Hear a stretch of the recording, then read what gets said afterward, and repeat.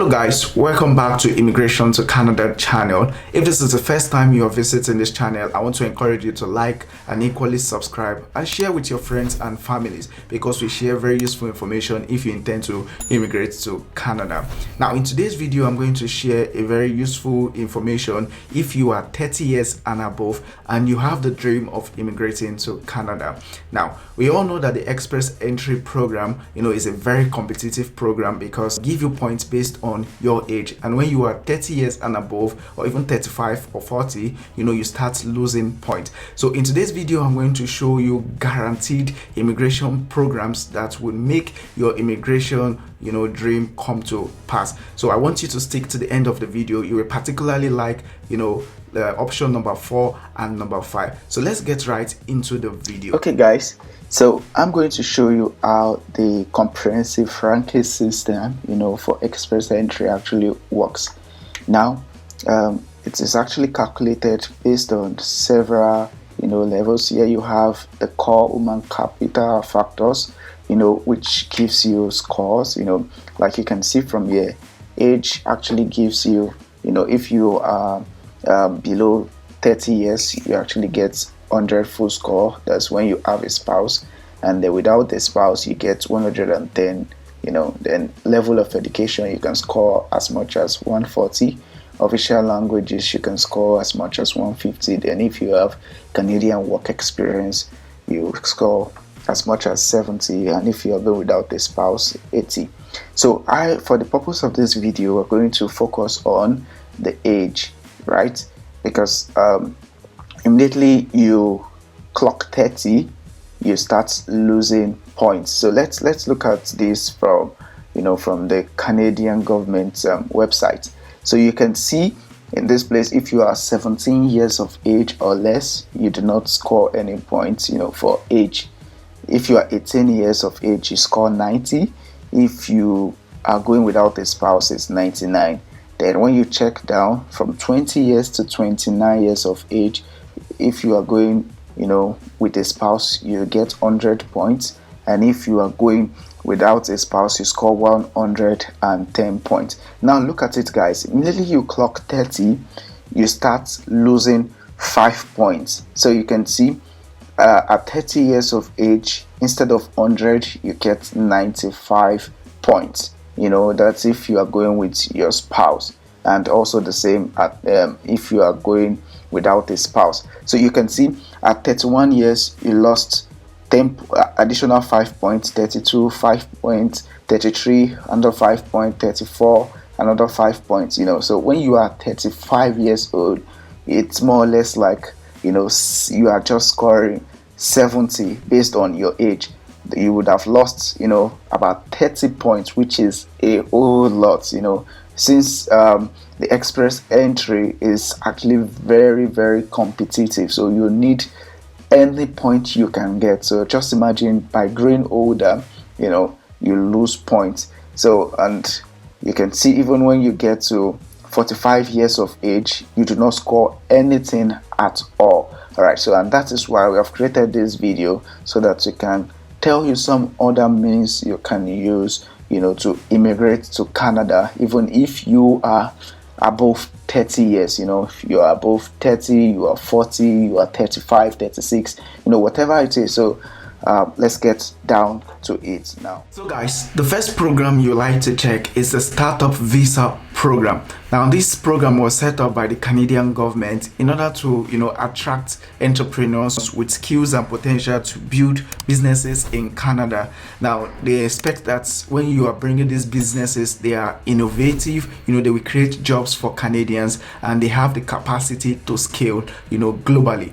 Now what you should also note is that the fee to apply for this program is 2,075 Canadian dollars, and the processing time is 12 to 16 months. Okay, so basically, if you intend to apply for the Startup Visa program, your business idea or venture must get the support of one of the following designated organizations. Now, you must have venture capital funds in the tune of 200 Canadian dollars, or you must have an angel investor who would be investing into your business in the tune of 75 Canadian dollars, or you get accepted to any business incubator program. All right, so now we check what's the language requirement is. If you are writing English test, you are just required to just have a CLB of 5, meaning that in speaking, reading, listening, and writing, you just need a Canadian language benchmark of 5, which I believe is actually very okay.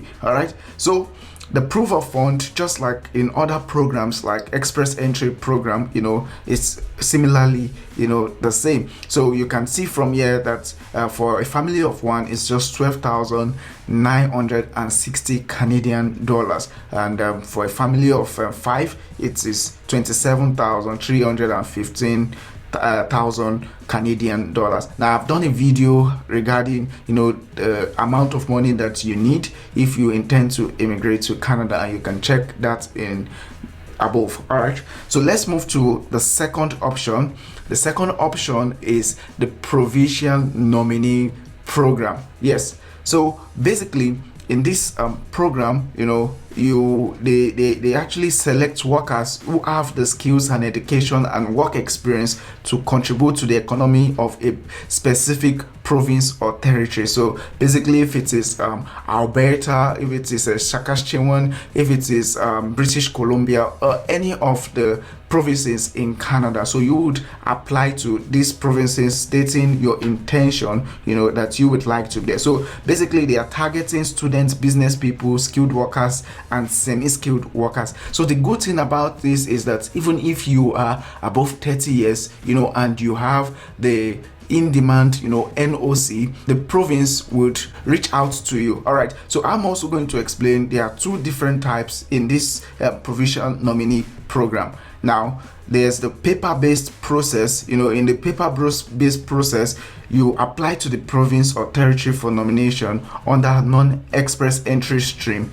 Then, if you meet the eligibility requirements, the province nominates you. Then once you have been nominated, you submit the paper application for permanent residence to Immigration, Refugee, and Citizenship Canada. So basically, just like in other programs, you would equally need to provide, medical examination and also a police check certificate. Now, the application processing time is usually longer than the one for express entry. So I'm going to talk briefly about the one that is very popular, where you make the application or you show your interest in the province through your express entry profile. Now let's get down to that. So in the express entry process, there are two ways to apply.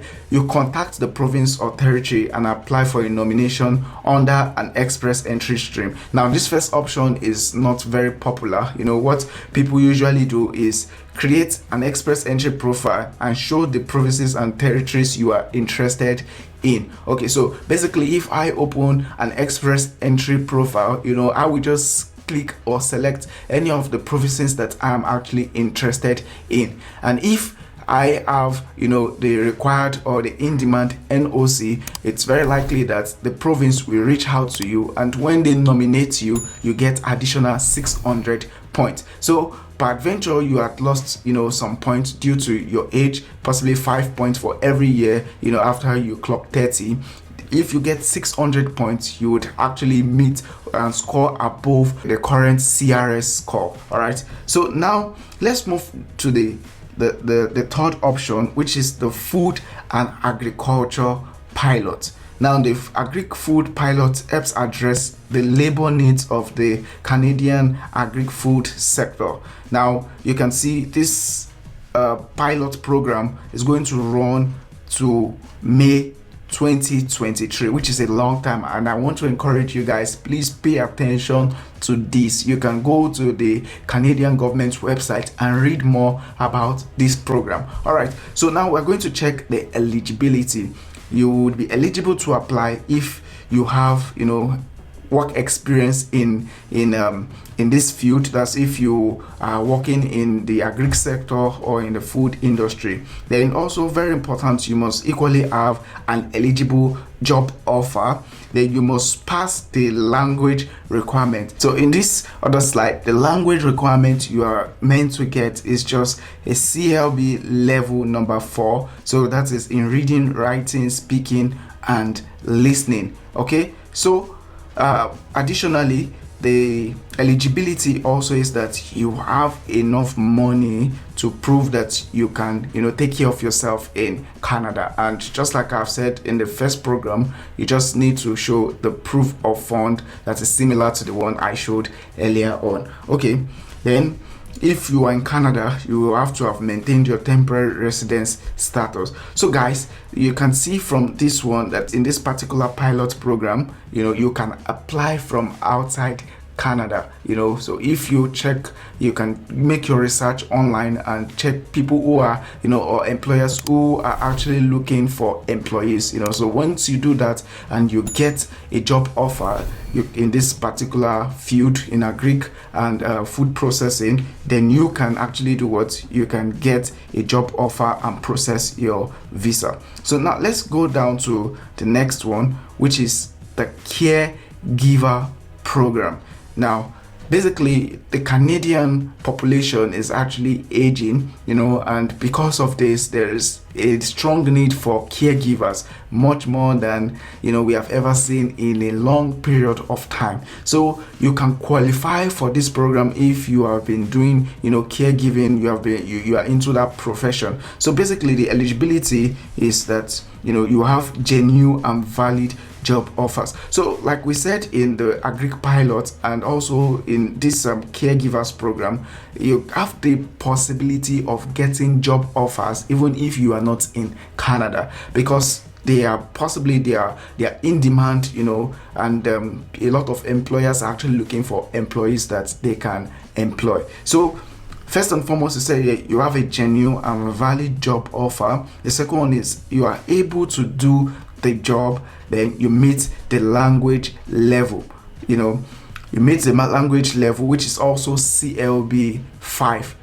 Then you meet the educational requirements. Let me tell you guys, even if you just have an high school degree, it's actually okay for this program. The caregivers program. So you can imagine if you wouldn't have qualified based on not having a bachelor's degree or even a master's degree, just by having an high school degree, you can qualify for the caregivers program. All right, so let's go down to the last one, which is studies. Now, in this option for studies, you have to apply to a university or a college which is part of the designated learning institutions. Okay, so basically designated learning institutions are schools that are given the permit to bring in international students, as it were, in Canada. So it is very important that when you are searching for schools, you must ensure that the schools that you are searching for are actually on the DLI list. Okay, you can check on the Canadian government website, to check schools that are actually on the DLI list. Then one important thing you should note about this route is that, for example, if you have a spouse, if you go as a student to Canada, or if your spouse goes as a student to Canada, you have the capability of inviting your spouse and your children to join you in Canada. For example, if you go to Canada in 2021 and your spouse joins you in Canada, your spouse is given an open work permit, which permits he or she to work anywhere in Canada. So during this period, your spouse can get the required experience in Canada. And so many times you have several draws for Canadian experience class. In the last draw, it was about lesser than 450. That's a CRS score for Canada experience class. Now, in addition to this, when you are through with your studies, you are given a postgraduate work permit, so which is for 2 years. Within this period, you can get a job, and you can apply for Canada permanent residency. Now, I would like to also state that it is very important that when you are choosing a school, you choose universities that equally provide postgraduate work permit after you are through with your studies. There are a lot of schools that do not provide this, that do not qualify people for this. So it's very important that you make your research very well before you make financial commitment. All right, so guys, we have a guide that shows you the easy ways that you can immigrate to Canada, and it just goes for a limited period of time for 5,000 naira if you are paying in Nigeria, and if you are paying outside Nigeria it costs just $15 US. This is just going to be for a limited period of time. In the next few weeks it's going to triple the current price we are selling it for. So if you're interested in this guide, you learn about so many pathways you can use in immigrating to Canada. We also highlight the qualification that you actually need. Then the links on how you can apply is actually in the guide. So it's more or less a very straightforward guide that shows you every immigration pathway that you can likely be eligible for. So if this is what you are interested in, please get a copy. Check the link in the description. And to the next video, if you enjoyed this video, I want to also encourage you once again to like and equally subscribe and share with your friends and family. To the next video, see you guys. Ciao.